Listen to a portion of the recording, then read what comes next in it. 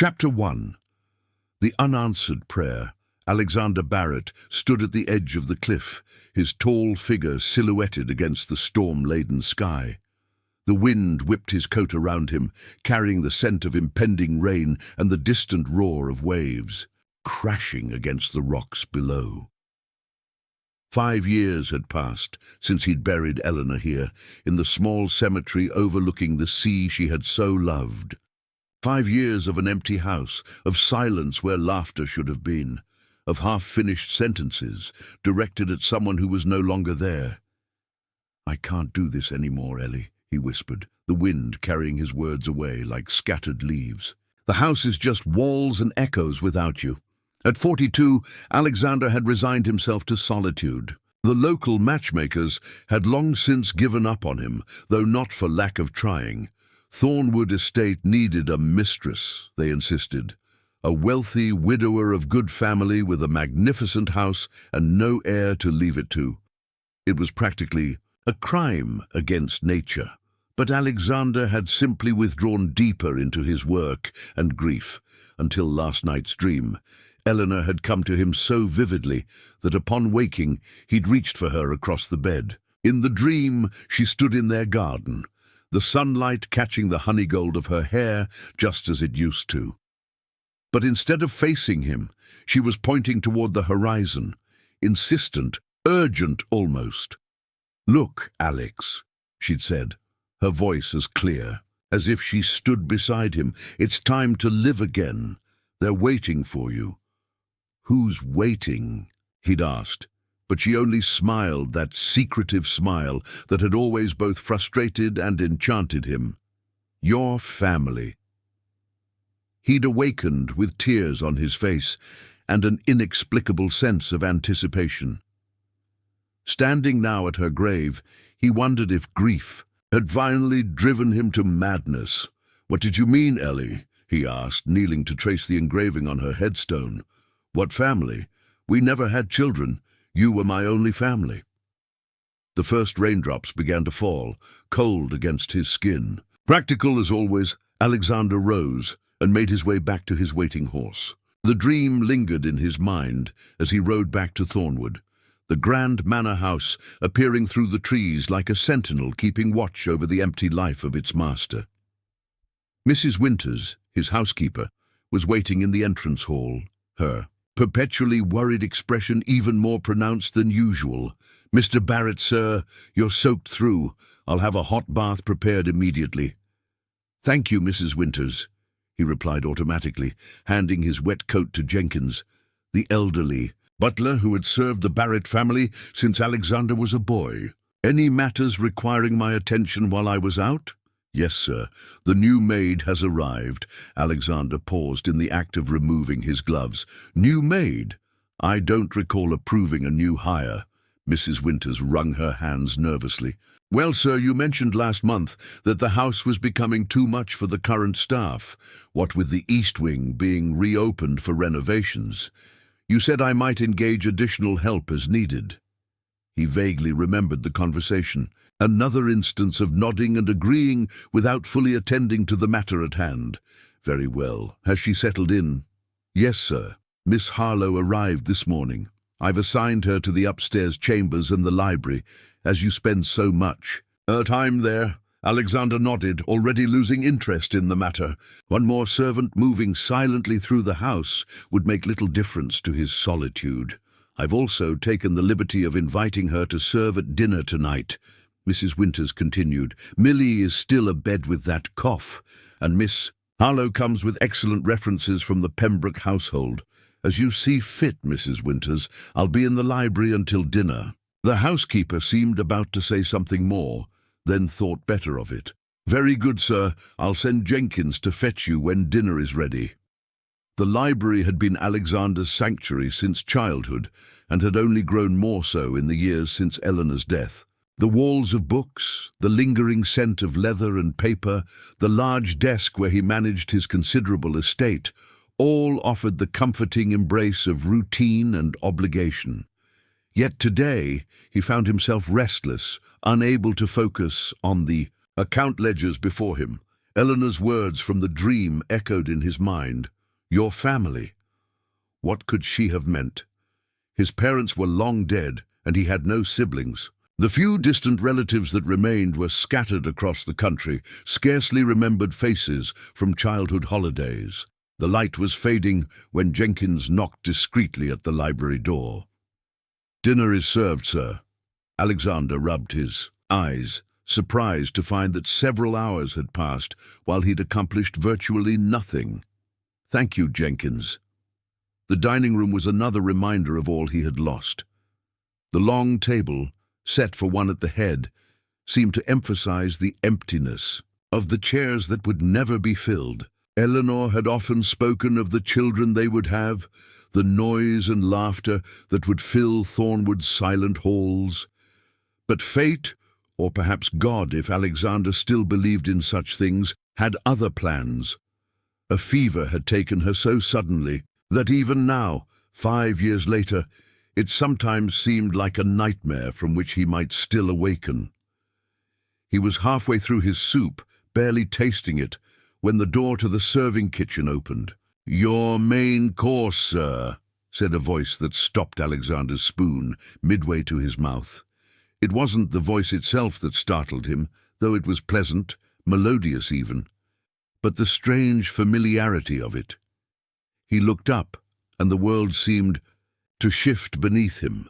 The young woman placing his dinner before him couldn't have been more than 25. Her uniform was the standard black dress with white apron worn by all the female staff at Thornwood, her dark hair neatly pinned beneath her cap. But her eyes were the precise shade of blue-green that had haunted his dreams for 5 years. Eleanor's eyes, gazing at him from a stranger's face. "Sir? Is something wrong with the soup?" the maid asked, her brow furrowing in concern. Alexander realized he was staring and quickly composed himself. "No, nothing at all. Thank you, Miss Harlow, sir. Catherine Harlow." "Miss Harlow, yes, thank you." She smiled, a small, professional gesture, and retreated to stand by the wall as was customary, waiting to clear his plate when he'd finished. Alexander forced himself to continue eating, though his appetite had vanished. It was absurd to be so affected by a mere coincidence of eye color. Many people had blue-green eyes. It didn't mean anything, yet he couldn't stop himself from glancing at her throughout the meal. There was something in her posture, in the way she held her head, that tugged at his memory. Had they met before? Impossible, he would have remembered. Perhaps she simply reminded him of someone else, someone he'd encountered in town or during his infrequent travels to London. When she stepped forward to clear his barely touched plate, he noticed a small birthmark at the edge of her jaw, just below her ear. Eleanor had had the exact same mark. "Miss Harlow," he said abruptly, causing her to pause, "have you worked in this area before?" "No, sir," she replied. "I was employed by the Pembroke family in London until recently. This is my first position in Devon." "You have family here?" She hesitated, a shadow passing over her features. "No, sir. No family to speak of." Something in her tone told him not to press further, but his curiosity was undeniably piqued. Why would a young woman leave London to take a position in a remote part of the country where she knew no one? And why did she so unnervingly remind him of his late wife? "Well, I hope you find Thornwood to your liking," he said, unable to think of anything more appropriate. "Thank you, sir. It's a beautiful home." She paused, then added, "If I may say so, the library is particularly magnificent. I've never seen so many books in a private collection." Alexander was surprised by the genuine enthusiasm in her voice. "You're fond of reading, Miss Harlow?" A flush crept into her cheeks. "Forgive me, sir, I spoke out of turn." "Not at all. It's refreshing to meet someone who appreciates literature. Feel free to borrow any books that interest you during your free time." Her eyes, those disconcertingly familiar eyes, widened in surprise. "That's very generous, sir." "Thank you." After she had cleared his dessert plate and left the room, Alexander sat in the empty dining room, troubled by the strange encounter. It was ridiculous to be so affected by a servant he'd just met, simply because she happened to share a few physical characteristics with Eleanor. Grief played tricks on the mind. He knew this from bitter experience. Seeing connections where none existed, finding meaning in coincidence, these were the desperate consolations of a heart that refused to accept its loss. And yet, as he retired to his bedroom that night, he couldn't shake the feeling that something significant had occurred. Eleanor's words from the dream echoed in his mind. "They're waiting for you, your family." Could this strange young woman with Eleanor's eyes possibly be connected to the dream? It seemed both absurd and yet somehow terrifyingly possible. Sleep eluded him as he turned the puzzle over in his mind. Who was Catherine Harlow really? And why, after 5 years of emptiness, did her arrival stir such unaccountable hope within him? In the weeks that followed, Alexander found himself increasingly aware of Catherine Harlow's presence in his home. Despite his best efforts to maintain the proper distance between master and servant, he caught himself watching her as she moved quietly through the rooms, dusting shelves in the library or changing linens in the guest chambers that hadn't seen visitors in years. There was something in her manner that spoke of a background at odds with her current station. The way she held herself, the occasional vocabulary that slipped into her speech, the thoughtful way she handled the books she cleaned, all hinted at an education beyond what most maids received. More than once, he had entered the library to find her absorbed in one of his volumes, so engrossed that she didn't immediately notice his presence. On one such occasion, nearly a month after her arrival, he deliberately cleared his throat to announce himself, taking a private satisfaction in her startled response. "Mr. Barrett, I beg your pardon. I was just reading Tennyson, it appears," he finished for her, nodding at the open book in her hands. "In Memoriam." An unusual choice. For casual reading, Catherine carefully marked her place before closing the volume. It's beautiful, though terribly sad. His grief for his friend, it's so raw, even through all the formal verse. Alexander was surprised by her insightful comment. "The path by which we twain did go, which led by tracts that pleased us well. Through 4 sweet years arose and fell, from flower to flower, from snow to snow," he quoted softly. "And we with singing cheered the way, and crowned with all the season lent. From April unto April went, and glad at heart from May to May," she continued, completing the stanza. Their eyes met in a moment of shared appreciation, and Alexander felt a strange tightening in his chest. It had been so long since he'd spoken of poetry with anyone. Eleanor had loved Tennyson too. "You have an exceptional memory, Miss Harlow," he said finally. She looked away, as if embarrassed. "My father was fond of poetry. He used to read to me in the evenings." It was the first personal information she had volunteered about herself, and Alexander found himself suddenly hungry for more. "Was your father a teacher?" A shadow crossed her face. "No, sir, he was a businessman, but he valued education highly." "And yet you find yourself in service?" The question was too direct, bordering on improper, but Alexander couldn't stop himself. Catherine's hands tightened on the book she still held. "Circumstances change, sir, not always for the better." The simple statement held volumes of unspoken history. Before he could respond, Mrs. Winters bustled into the library, coming to an abrupt halt when she saw them. "Oh, I beg your pardon, Mr. Barrett. I was looking for—" Her gaze fell on Catherine, narrowing slightly. "Miss Harlow, you're needed." "In the kitchen, immediately. Mrs. Porter requires assistance with dinner preparations." "Yes, Mrs. Winters, right away." Catherine placed the Tennyson carefully back on the shelf and hurried from the room, not meeting Alexander's eyes again. The housekeeper lingered, her expression troubled. "Sir, if I may speak freely."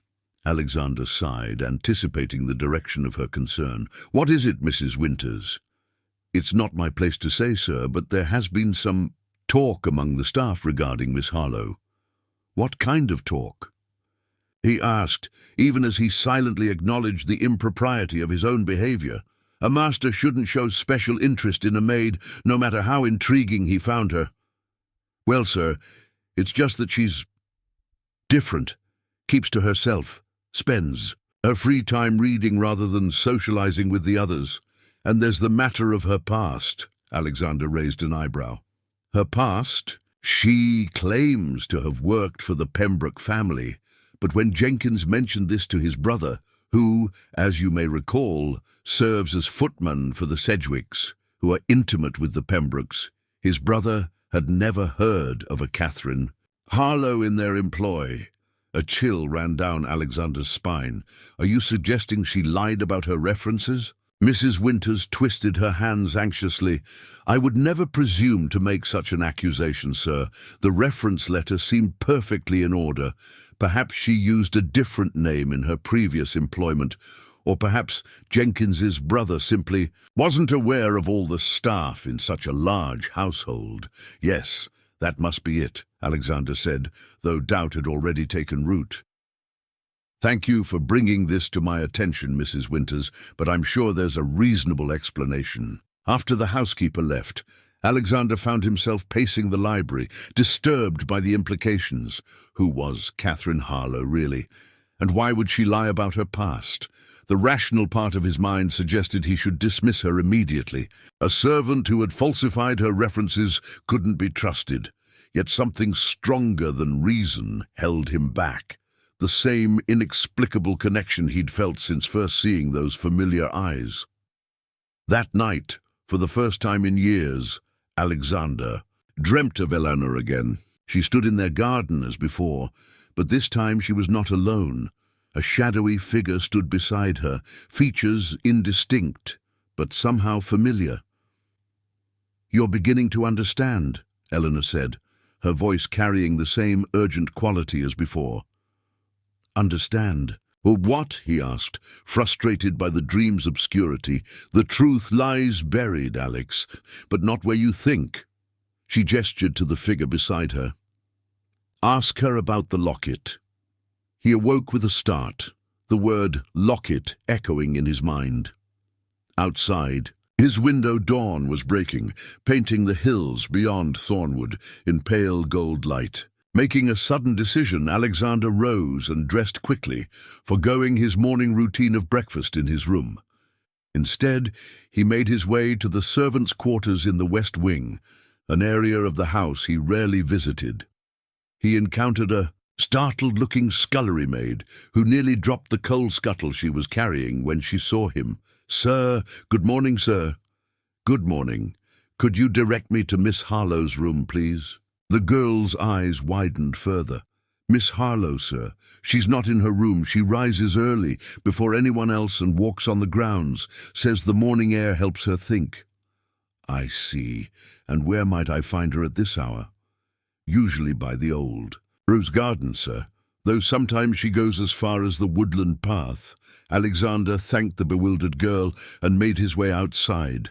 The morning was crisp, dew still clinging to the grass as he strode toward the rose garden that Eleanor had once tended with such care.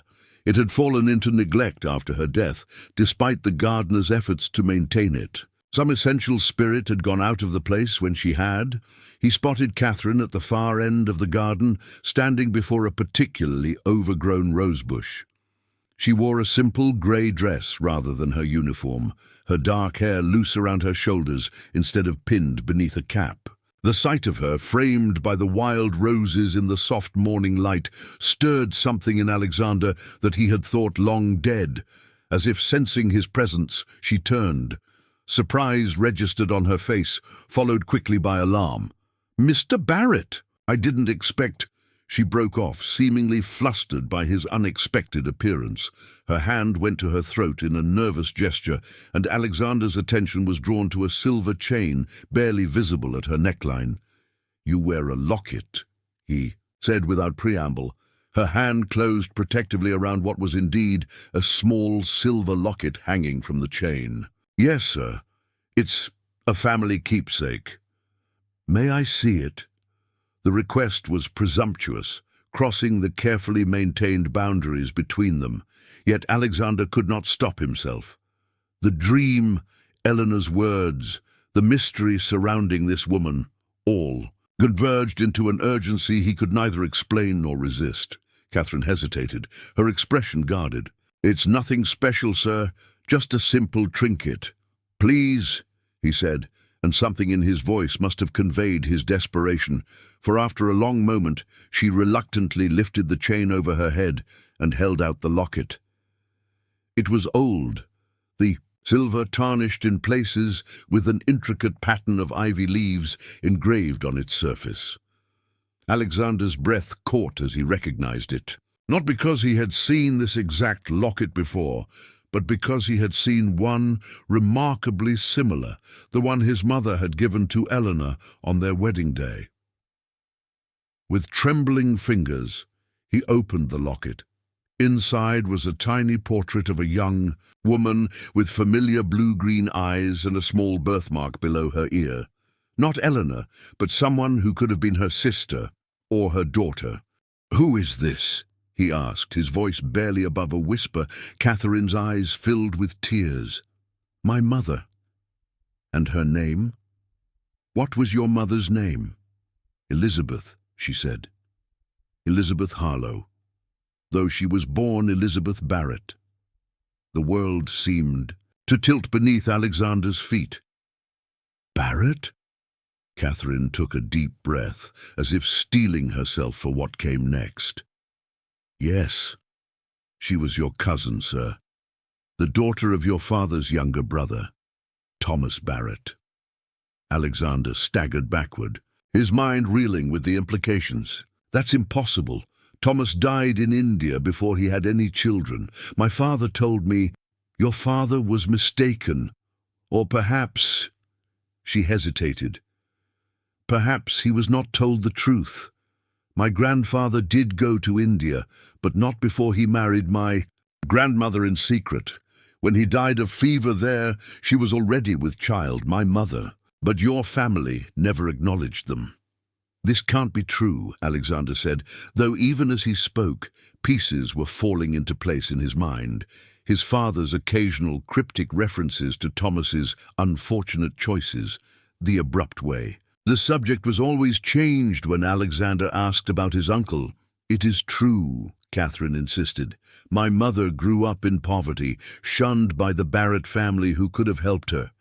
When she married my father, George Harlow, they managed to build a respectable life through his shipping business. I was raised in comfort, educated as befitted the granddaughter of a Barrett, even if your family never recognized the connection." "Then why are you here now? Why come to Thornwood as a servant of all things?" Catherine's gaze dropped to the locket still in his hands. "Because my father's business failed 3 years ago. He died shortly after, leaving substantial debts. My mother followed him within the year. I was left with nothing but my education and this locket, the only proof of my heritage." She looked up at him, her eyes, those Barrett eyes, filled with a mixture of defiance and vulnerability. "I came to Thornwood not seeking charity or recognition, but simply employment. I had to know what kind of man possessed the home that should have welcomed my mother, the family fortune that might have saved my father's business, had the Barretts acknowledged their obligation." Alexander felt as though he had been struck. The unfairness of it all, this young woman's suffering due to his family's callous rejection, hit him with physical force. "I had no idea," he said hoarsely. "If I had known—" "You would have what? Welcomed a poor relation with open arms, shared your fortune with strangers." The bitterness in her voice was palpable. "I did not come here expecting justice, Mr. Barrett, only understanding."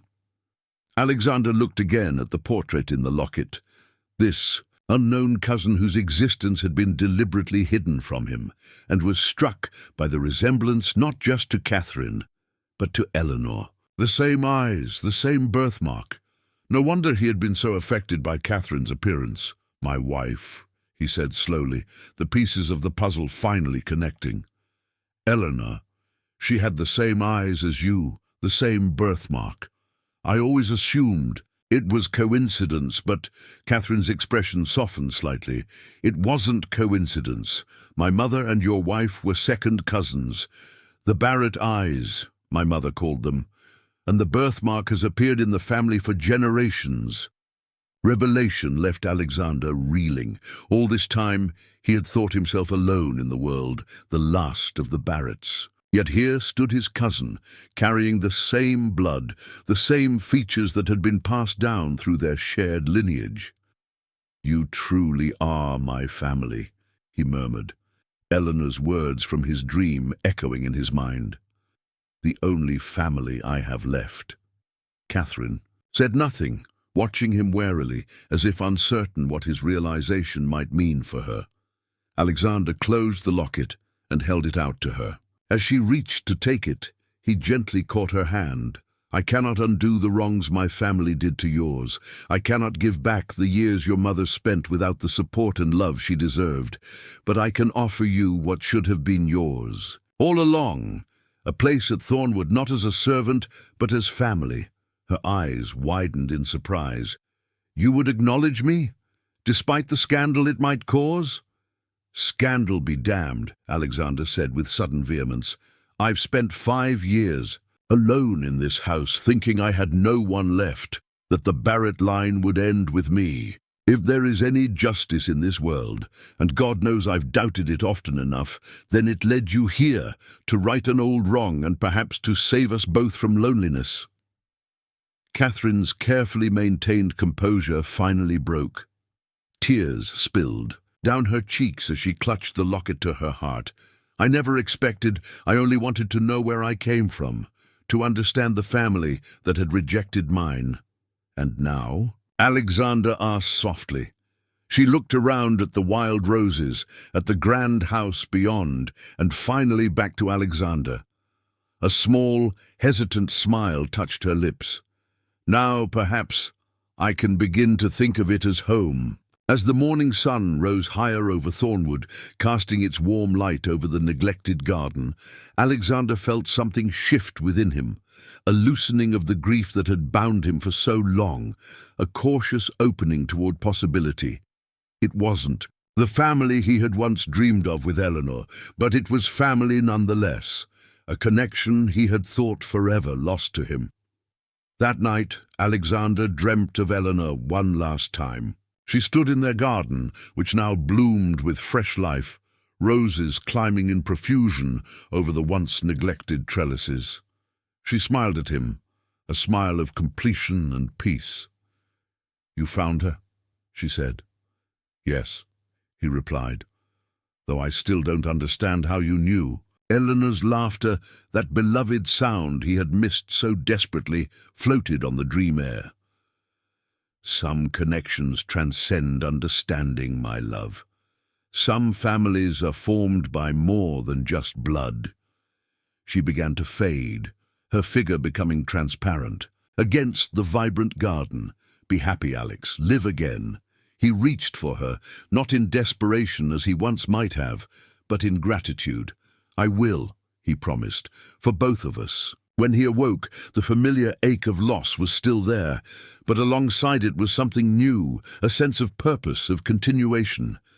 Downstairs, Catherine would be adjusting to her new position in the household, navigating the stunned reactions of the staff to her dramatically changed circumstances.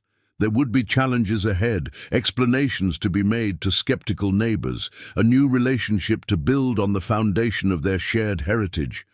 But for the first time in 5 years, Alexander Barrett looked forward to the day ahead. He had asked heaven for a family, and found it in the most unexpected way, in the eyes of a maid who carried the Barrett legacy as surely as he did himself. As he dressed for breakfast, not to eat alone in his room, as had become his habit, but to join Catherine in the dining room, he thought of all the stories he had to share with her. Of her grandfather Thomas, from the few tales his father had let slip. Of Eleanor, who would have welcomed her with open arms. Of the history of Thornwood itself, which was as much Catherine's birthright as his own. The future stretched before, Them, uncertain but full of possibility. Not the future he had once envisioned, but perhaps one that held its own promise of healing, of family found rather than formed. One thing he knew for certain: the silent halls of Thornwood would be silent. No more.